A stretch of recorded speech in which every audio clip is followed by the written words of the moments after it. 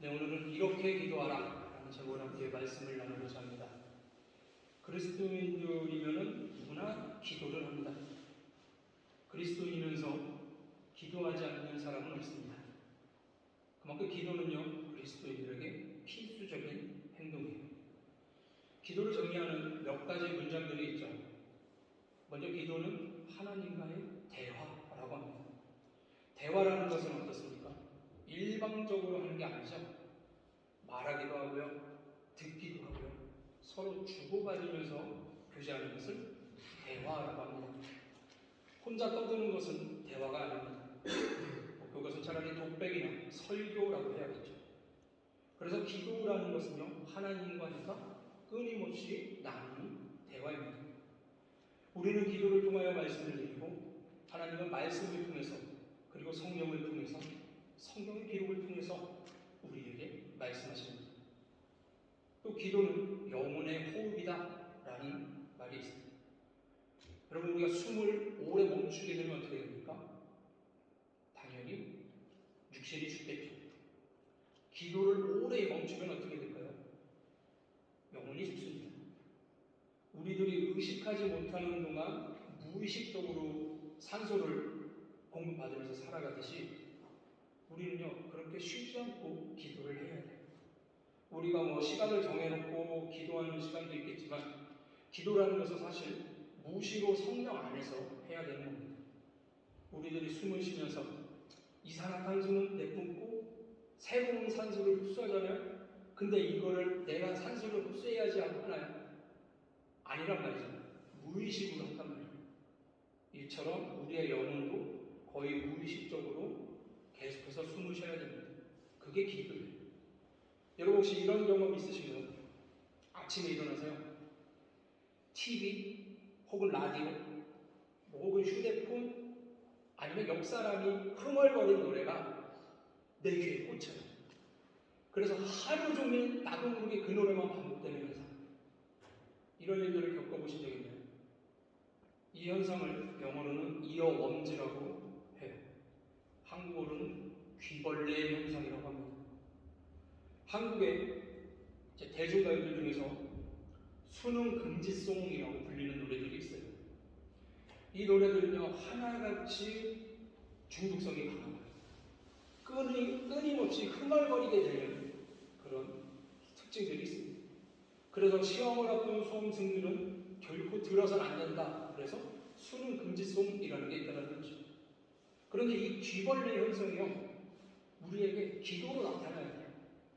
무시로 기도하는 것이야말로 쉬지 않고 기도하는 것을 실천하는 일일 것입니다. 그리고 기도에 대한 정의 가운데요, 기도는 하나님의 능력의 통로라는 말이 있어요. 기도는 하나님이 우리를 위하여 마련해 놓으신 무한한 자원을 활용하는 겁니다. 그런데 전능하신 하나님의 능력과 축복이요, 그냥 우리에게 올 수 없어요. 그래서 기도라는 파이프라인을 요구하는 겁니다. 마치 각 가정에 흘러들어오는 전기줄을 필요로 하듯이, 물을 쓰기 위해서 상하수도 라인이 필요하듯이 하나님의 능력이요, 기도라는 통로를 통해서 우리에게 전달되는 겁니다. 그런 의미에서 예수님의 기도 생활을 살펴보면요, 주님은 정말로 호흡하듯이 기도하고 대화하듯이 기도하셨고, 기도를 통해서 하늘의 지혜와 능력을 충만하게 나타내신 분이었다는 것을 우리는 발견할 수 있습니다. 여러분, 기도는요, 우리가 하나님과 소통하는 정말 중요한 시간이고 순간입니다. 기도를 통해서 우리는 하나님과 더 가까워지고 우리의 마음을 하나님께 보여드리고 하나님의 뜻을 구할 수가 있습니다. 오늘 우리는 예수님께서 우리에게 기도하는 방법을 어떻게 가르쳐 주셨는지, 그리고 우리가 기도할 때 어떤 마음과 자세를 가져야 되는지 먼저 성경과 말씀을 통해서 살펴보려고 해요. 여러분, 기도는요, 단순히 우리의 소원과 소망을 하나님께 나열하는 것이 아닙니다. 기도는 앞에서도 말씀드렸듯이 하나님과 대화하는 거예요. 하나님과의 관계를 깊게 이어가고 그분의 뜻을 알고 우리의 삶을요, 그분의 뜻에 맞추는 과정입니다. 성경에서 예수님은요, 기도를 강조하시며 하나님과의 관계가 우리의 삶에서 얼마나 중요한지 말씀하셨습니다. 예수님은 기도할 때 마음의 깊은 곳에서 하나님과 대화해야 된다고 말씀하셨어요. 우리 하나님은요, 단순히 우리의 말만 듣는 분이 아니라 우리의 마음을 보시는 분이기 때문입니다. 예수님께서 기도를 강조하시는 부분이요, 성경에 곳곳에 나타나죠. 기도가 하나님과의 관계에서 얼마나 중요한지 보여주고 있습니다. 몇 가지 주요 본문을 살펴보겠습니다. 먼저 마태복음 6장 6절 말씀 함께 읽겠습니다. 시작. 너는 기도할 때에 내 골방에 들어가 문을 닫고 은밀한 중에 계신 내 아버지께 기도하라. 은밀한 중에 보시는 내 아버지께서 갚으시리라. 아멘. 이 구절은요, 예수님께서 기도의 외적인 형식보다 내적인 진정성과 관계를 강조하신 말씀입니다. 당시의 사람들이요, 특히 믿음이 좋다는 사람들이 기도할 때 공공장소에서 다른 사람들이 나를 쳐다보는 걸 의식하면서 기도를 했습니다. 그런 경우가 많았어요. 특히 바리새인들은요, 보여주기식의 기도를 했다고 봅니다. 예수님은 이러한 기도들을 경고하시며 진정한 기도는 하나님과의 비밀스러운 관계 속에서 이루어져야 한다고 가르쳐 주셨습니다. 즉 기도는요, 하나님과의 개인적이고 친밀한 소통의 시간이어야 한다는 의미입니다. 하나님께서는 우리의 외적인 모습보다는 우리의 진실한 마음을 보신다는 점에서 이 기도의 진정성을 강조를 하시는 겁니다.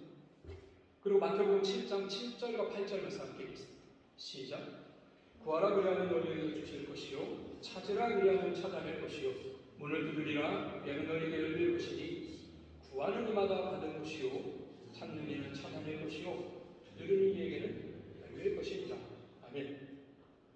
여기서도 예수님은 기도가 하나님과의 관계에서 얼마나 중요한지를 직접적으로 보여주고 있는 거예요. 기도는 어떻습니까? 우리가 이렇게 됐으면 좋겠습니다 하나님 하고 하나님께 요청하는 행위이지만 그 요청은 단순히 우리의 필요를 채우는 것이 아니라 하나님과의 지속적이고 깊은 관계를 이루는 과정이에요. 구하고 우리가 찾고 두드리는 이 행동은 우리의 믿음과 하나님과의 관계가 점차적으로 깊어지는 모습을 상징합니다. 예수님은 우리가 기도할 때 하나님께 전적으로 의지하고 하나님과의 친밀한 관계 속에서 응답받을 것임을 약속하고 계십니다. 그리고 계속해서 마가복음 1장 35절 말씀 함께 보겠습니다. 시작. 새벽 아직도 밝기 전에 예수께서 일어나 나가 한적한 곳으로 가서 거기서 기도하십니다. 예수님은요, 기도를 굉장히 중요하게 보셨고요, 자신도 기도를 통해서 하나님과의 관계를 강화하셨습니다. 이 구절은요, 예수님이 매일 기도했다는 것을 예표하는 부분입니다. 바쁜 사역 속에서도 하나님과의 친밀한 관계를 유지하기 위해서 새벽에 아무도 없을 때 조용한 곳에서 시간을 내어 기도하셨습니다. 그리고 하나님과 교제하셨습니다. 예수님은 기도를 통해 하나님의 뜻을 구하고 그의 사명과 힘을 하나님께 의지했습니다. 이처럼 예수님의 기도는 그분의 삶에서 핵심적인 부분이었고 기도가 하나님과의 관계에서 어떤 역할을 하는지 잘 보여주고 있습니다. 또 요한복음 19장 7절 말씀 함께 보겠습니다. 시작. 너희가 내 안에 거하고 내 말이 너희 안에 거하며 무엇이든지 원하는 대로 구하라. 그러면 이루리라. 아멘. 이 구절은요, 기도와 하나님과의 관계가 얼마나 밀접한지를 보여주고 있습니다. 예수님은요, 우리가 그분 안에 거하고 그분의 말씀이 우리 안에 거하면 우리가 구하는 것이 이루어진다고 말씀합니다. 이는 기도가 단순한 요청이 아니라 하나님과의 깊은 연합을 통해 이루어지는 일임을 말씀하는 거예요. 우리가 하나님의 뜻을 구하고 그분의 말씀에 순종할 때, 우리가 하나님 안에 거하고 그분도 우리 안에 거할 때, 서로 마음이 같을 때 우리의 기도가 하나님의 뜻과 일치되게 됩니다. 그럼 이루어지는 거죠. 따라서 기도는 우리의 욕망을 단순히 채우는 게 아니라 하나님과의 관계 속에서 그분의 뜻을 이루어가는 중요한 도구라는 거죠. 그리고 누가복음 11장 1절과 2절 말씀 함께 보겠습니다. 시작. 예수께서 한 곳에서 기도하시고 같으시매 제자들 하나가 여짜오되 주여 요한이 자기 제자들에게 기도를 가르친 것과 같이 우리에게도 가르쳐 주옵소서. 예수께서 이르시되 너희는 기도할 때 이렇게 하라. 아버지여 이름이 거룩히 여김을 받으시오며 나라가 임하시오니. 이 말씀은요, 주기도문을 포함하는 부분이고 제자들이 예수님께 기도를 가르쳐 주세요 라고 요청한 후에 예수님이 기도의 본을 보여주셨습니다. 예수님께서는 기도가 단순한 형식이나 외적인 의무가 아니라 하나님의 이름을 거룩하게 하고 하나님의 뜻이 이루어지기를 구하는 중요한 수단임을 말씀해 주셨습니다. 기도는 하나님을 높이고 하나님의 뜻을 구하는 행위임을 이 본문을 통해서 알 수 있다는 거죠. 우리 예수님께서는 기도가 단순한 의무가 아니라 하나님과의 깊은 관계를 맺는 중요한 수단임을 강조를 하셨습니다. 기도는 우리의 마음을 하나님께 드리는 것이고 우리가 하나님과 지속적으로 소통할 수 있는 기회를 제공을 하죠. 기도를 통해 우리는 하나님과 더 가까워지고 그분의 뜻을 우리의 삶에 접목시켜서 이루어 나갈 수 있습니다.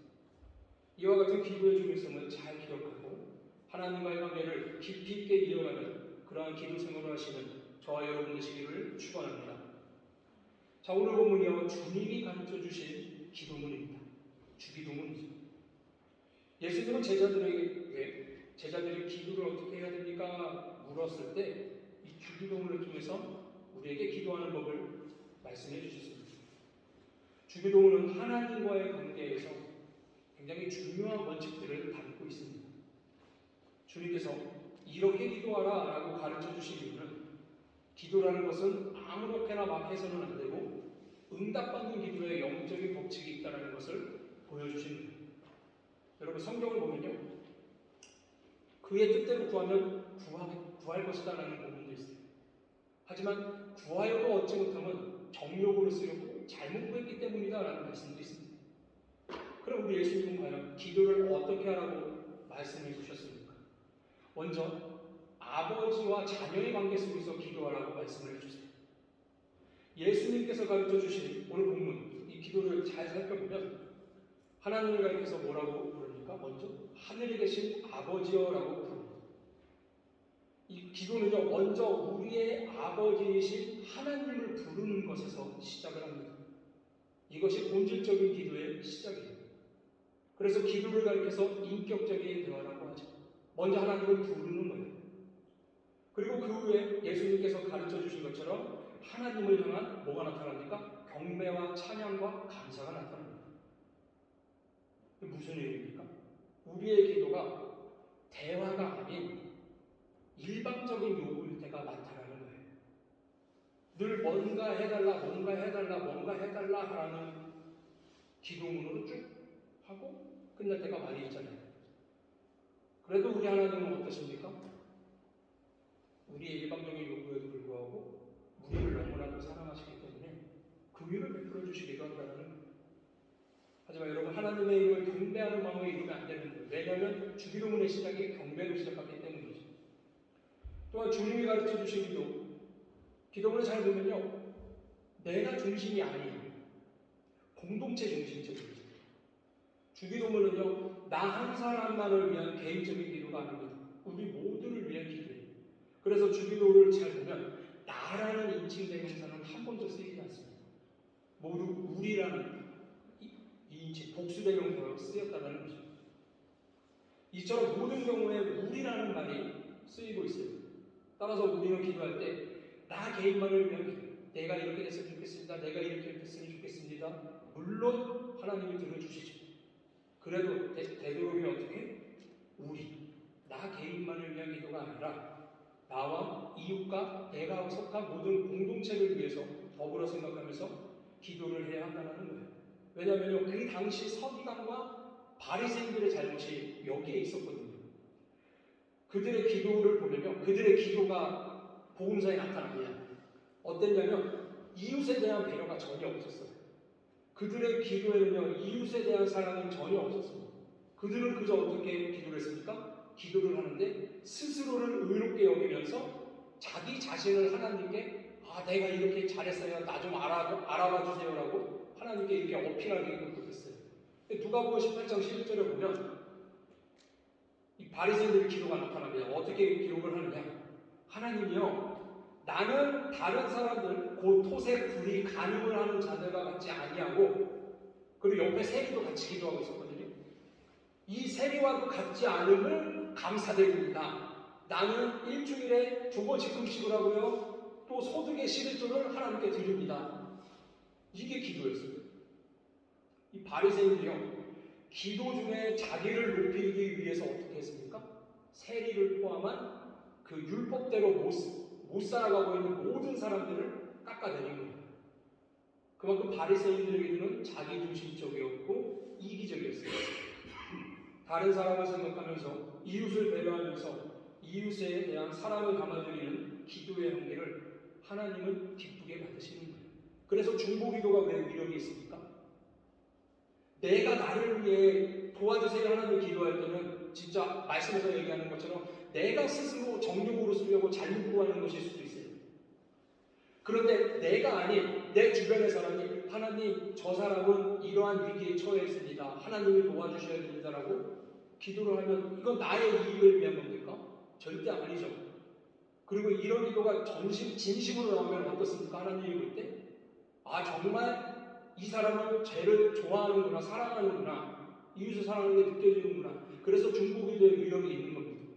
내가 나를 위해서 백날 기도하는 것보다 100명의 다른 사람이 나를 위해 한 날 기도하는 게 위력이 더 크다는 거예요. 사랑하는 성도 여러분, 우리는요 기도를 할 때 나만을 위한 기도를 드리지 마요. 예수님이 주기도문을 통해서 우리에게 가르쳐 주신 기도의 정신을 따라서 이웃에 대한 사랑을 담아 하나님께 함께 드리기를 소망합니다. 자, 그리고 두 번째, 하나님께 집중해서 기도하라고 말씀해 주셨습니다. 본문을 보면 이름이 거룩히 여김을 받으시오며 나라가 임하옵시며 뜻이 하늘에서 이룬 것 같이 땅에서 또 이루어지. 예수님께서는요 우리가 기도할 때 먼저 관심을 갖고 기도해야 하는 것이 뭐냐? 하나님의 이름을 먼저 높이고 하나님의 나라, 하나님의 뜻이라는 것을 분명하게 말씀하신 겁니다. 사도 바울은 고린도전서 10장 31절에서 이렇게 얘기합니다. 그런즉 너희가 먹든지 마시든지 무엇을 하든지 다 하나님의 영광을 위하여. 우리가 드리는 기도도 마찬가지입니다. 나 개인의 욕구를 충족시키기 위해서 기도하는 게 사실 틀린 건 아니에요. 하지만 기도를 하는 궁극적인 목적은 뭐다? 하나님을 영원하게 하기 위해서, 하나님의 영광을 위해서 먼저 기도를 드려야 된다는 거예요. 기도의 초점은요 나 중심, 나에게 있을 것이 아니라 먼저 하나님께로 향해야 합니다. 요한일서 5장 14절은 하나님의 뜻대로 기도해야 하는 이유에 대해서 다음과 같이 말씀합니다. 그를 향하여 우리가 가진 바 담대한 것이 이것이니 그의 뜻대로 무엇을 구하면 들으신다. 하나님의 뜻대로 기도할 때 들으신다고 합니다. 미국에요 좀 전설적인 부흥사 목사님이 계십니다. D.L. 무디라는 목사님이거든요. 그분이 이런 말씀을 했어요. 기도는 내 필요에 의해서 하나님을 내 편으로 만드는 것이 아니라 하나님의 뜻에 나를 조종해 맞추는 일이다라고 말씀했습니다. 하나님의 자녀들은요 먼저 하나님의 뜻을 이루고 하나님의 영광을 나타내려는 욕구가 있어야 됩니다. 우리 예수님께서도 마지막에 겟세마네 동산에서 기도하실 때 하나님의 뜻을 구했죠. 예수님은요 먼저는 십자가를 피하고 싶었어요. 하지만 결국 어떻습니까? 내 뜻대로 마옵시고 아버지 뜻대로 마옵소서 하고 하나님의 뜻에 맞췄다는 거죠. 그런데 우리가 하나님의 뜻을 먼저 구하지 않으니까 어떠한 현상이 일어납니까? 자꾸만 조급해져요. 하나님께서 내 기도를 응답해 주시지 않는구나 라는 생각을 하게 됩니다. 그러면 결과적으로 어떤 일이 일어나냐면 기도가 힘들어집니다. 기도가 힘들어지면 어떻게 됩니까? 자연적으로 기도를 멀리하게 되겠죠. 그러면 하나님과의 교제가 끊기게 되겠죠. 기도가 끊기고 하나님과의 교제가 끊기면 우리의 영혼의 호흡이 끊긴다는 거예요. 여러분 기도의 끈을 끝까지 놓지 않으시는 저 여러분 되시기를 축원합니다. 그러면 분명히 우리 하나님이 들어주실 거예요. 자, 그리고 마지막으로 하나님의 도움을 구하라고 말씀합니다. 기도의 주기도문의 전반부가요 하나님의 뜻에 모든 초점이 맞춰져 있었습니다. 그리고 그 이후에 나타나는 게 우리가 하는 기도죠. 우리의 필요를 채워달라는 우리의 요청이에요. 우리의 필요를 위해서 기도하는 것이 전적으로 나쁜 게 아닙니다. 기도하라고 했으니까 필요하면 찾고 구해야죠. 그러면 주신다고 했으니까. 자연스러운 거예요. 그리고 우리 하나님이요, 우리에게 필요한 것이 무엇인지 이미 먼저 알고 계시고, 또한 우리가 그러한 것들을 구할 때 응답을 해주신다는 거죠. 그러면 주기도문에서 말씀했던 우리의 필요가 무엇입니까? 먼저는 이름을 양식이고, 두 번째는 죄의 용서예요. 그리고 세 번째는 영적 전쟁에서의 보호입니다. 하나님께서는 이러한 문제를 우리가 놓고 기도할 때 무조건 들어주신다는 거죠. 우리 예수님의 공생의 기간은요, 불과 3년밖에 되지 않았습니다. 아니, 실제로는 그거보다 짧을 수도 있어요. 왜냐하면 예수님의 공생의 기간이 3년이다. 우리가 뭘로 3년이라 측정하냐? 사복음서를 순서대로 보면 6월절이 1년마다 한 번씩 있죠. 근데 6월절이 3번 나타나요. 아, 그래서 3년간 사역을 하셨겠구나라고 얘기를 하는 겁니다. 그런데 6월절에 3번 나타났지 정확한 것은 모른다는 거예요. 그러니까 3년을 공생을 사역했다라고 얘기는 하지만 그거보다 더 짧을 수도 있다는 거죠. 이 매우 짧은 기간이에요. 예수님은 이때 동안 많은 사역을 하시면서 무엇을 하셨습니까? 그럼에도 불구하고 계속해서 기도에 힘쓰셨다는 거예요. 예수님은 새벽에, 오히려 새벽 유명에 해가 뜨지도 않았을 때 일어나셔서 기도하셨습니다. 그리고 예수님은 저녁에 무리들을 먼저 보내시고 따로 한적한 곳에 가셔서 기도하셨습니다. 말하자면 예수님은 어떻습니까? 하루를 기도로 시작해서 기도로 마무리하신 거예요. 뿐만 아니라 중요한 일을 앞두시고는 무조건 먼저 기도하셨습니다. 공생애를 시작을 하기 전에도 40일간 금식 기도를 했죠. 예수님은 12제자를 택하여 세우기 직전에도 밤에 산으로 가셔서 아침이 되도록 기도하셨어요. 예수님은 십자가를 지시기 위해서도 겟세마네 동산에 가서 간절히 기도하셨습니다. 얼마나 간절히 기도했는지 흘러내리는 땀이 땅에 떨어지는 핏방울처럼 되었다고 성경은 말씀합니다. 심지어 예수님은 십자가 위에서도 기도를 하셨습니다. 요한복음에 보면 십자가상에서 예수님이 하신 말씀 7문장이 있어요. 그걸 가상칠언이라고 하죠. 십자가상에서 했던 7개 말씀인데 그 중에 3 말씀이 기도입니다. 아버지여, 저들을 용서해 주십시오. 저들은 자신들이 하는 것을 알지 못하나요? 십자가에서 첫 마디가 기도였습니다. 원수를 용서해달라는 기도. 그리고 엘리 엘리 라마 사박다니, 내 하나님이여 나의 하나님이여 어찌하여 나를 버리시나이까? 예수님은 십자가의 고난 속에서 시편 22편의 첫 구절을 이용해서 하나님께 기도했어요. 그리고 마지막에 아버지여, 내 영혼을 아버지의 손에 부탁하나이다. 십자가상의 마지막 말씀으로 기도했습니다. 결국 예수님의 사역을 살펴보면 또한 기도로 시작해서 기도로 끝났던 것을 우리가 알 수 있습니다. 그러면 당연히 주님의 길을 쫓아가는 우리들에게서 기도는 빼놓을 수 없는 것입니다. 그러면 기도를 할 때 우리의 자세는 어때야 합니까? 기도할 때 중요한 것은 여러분 내적인 형식이 아니에요. 성경은 우리가 진심으로 겸손한 마음으로 기도할 것을 강조합니다.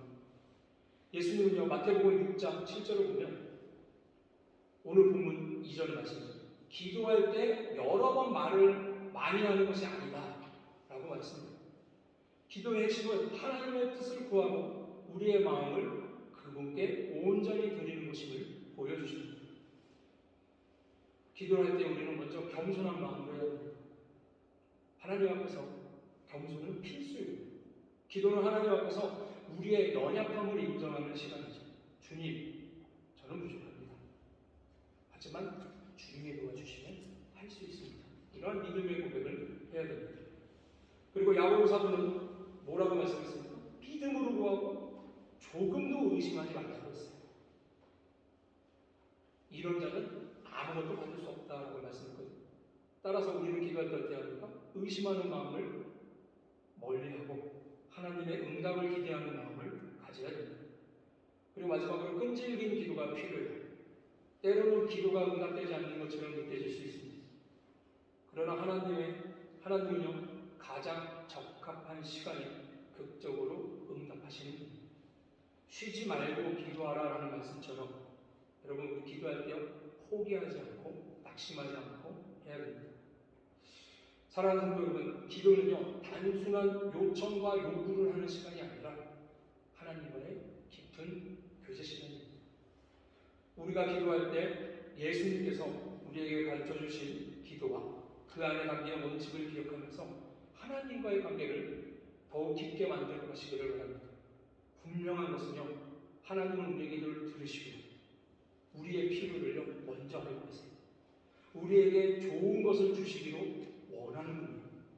그러므로 우리는 믿음으로 기도하고 하나님을 신뢰하고 요동치 말고 의심치 말고 그분의 뜻을 구하는 마음으로 기도를 해야 됩니다. 깊고 친밀한 관계가 유지될 수 있도록 하나님을 더욱더 사랑하시기를 바랍니다. 하나님을 높여드리고 그분의 뜻을 구하는 기도를 먼저 하고 의심하지 않는 믿음의 기도를 하시기 바랍니다. 먼저 그러면 우리의 필요를 아시는 주님께서 여러분의 기도를 저버리지 않을 것입니다. 할렐루야.